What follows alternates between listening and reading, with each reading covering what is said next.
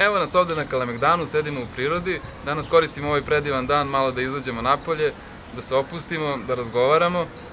Danas malo sad sedimo ovde i učimo francuski, da pričamo, naučit ćemo, nije bitno. Ono što i druga stvar o kojoj smo razgovarali jeste slobodno vreme. Kako u stvari mi koristimo slobodno vreme i da li uopšte imamo slobodnog vremena? Velika većina ljudi ima to vreme slobodno koje se nalazi u nekom periodu, to je taj jedan dan u nedelji koji se zove nedelja i to je nedelja ujutru. Sad mene zanima, u stvari, kako vi provodite vaše slobodno vreme u nedelju ujutru? Da li možda prespavate celu nedelju? Da li možda sedite, pijete kafu ili idete od kreveta do kompjutera, do TV-a, razločite se i nekako vam prođe ceo dan, a da ništa niste u stvari uradili i onda već se nailazi ponedeljak i posle toga cela nedelja i tako sve u krug. Zato ja želim da vam ponudim jednu alternativu, a ta alternativa se zove Open Run. Šta je to Open Run?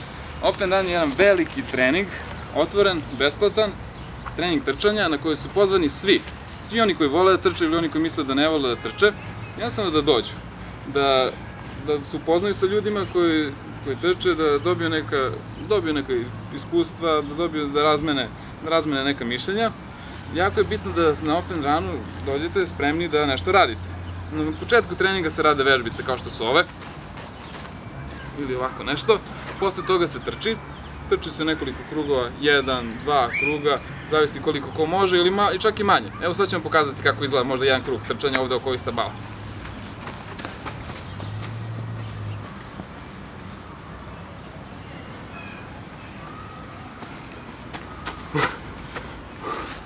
Sam se umorio. Nisam se umorio, malo samo zezam. Ne mogu ja da se umorim zato što jako puno treniram. Ja trčim, jednostavno meni nije problem da se uspem ni uz brdo, ni uz stepenice, ni uz bilo šta. Jako mi je teško u stvari da se zadišem, a to je zato što se bavim trčanjem. Zato pozivam i vas da dođete u nedelju u 8 sati na Adi Ciganliji iza kafea Brod. Tu se održava naš Open Run. Jednostavno da sa nama napravite svoj prvi trkački korak i da počnete sa jednim aktivnim životom, sa jednim zdravim životom i da uđete u neku svoju životnu kondiciju kako nikada do sad niste bili. Vidimo se u nedelju.